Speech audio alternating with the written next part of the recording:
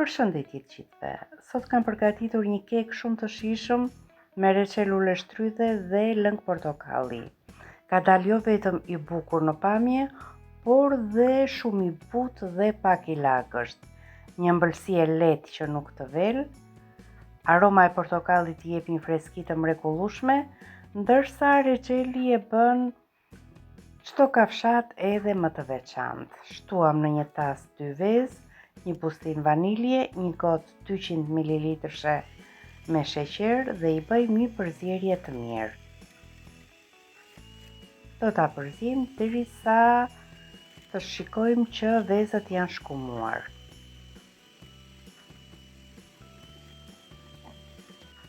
Në këtë moment do t'i shtojmë diku tek 1 filxhan kafeje me vaj ulliri i shtoju, por mund t'i shtoni edhe vaj tjetër.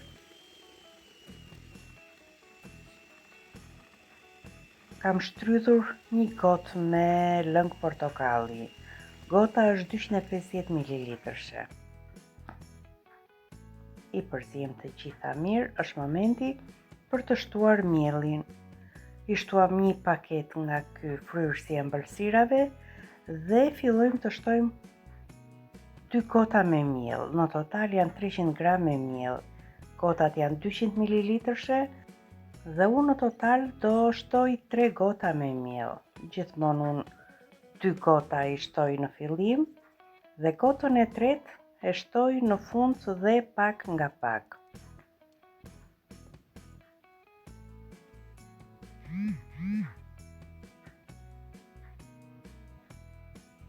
I bëjmë një përzierje të mirë. Shtojmë edhe pjesën tjetër të miellit.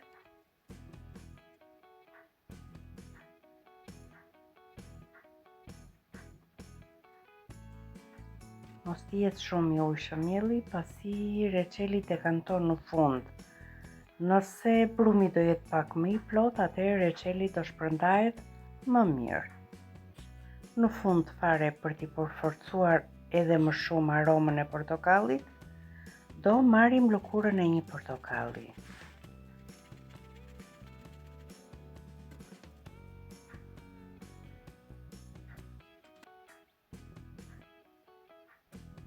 Ky është një kek i shijshëm, edhe për të gjithë ata që agjërojnë me që jemi në muajin e Ramazanit. E vendosim kekun në një tavë, perimetri së cilës është 25 cm.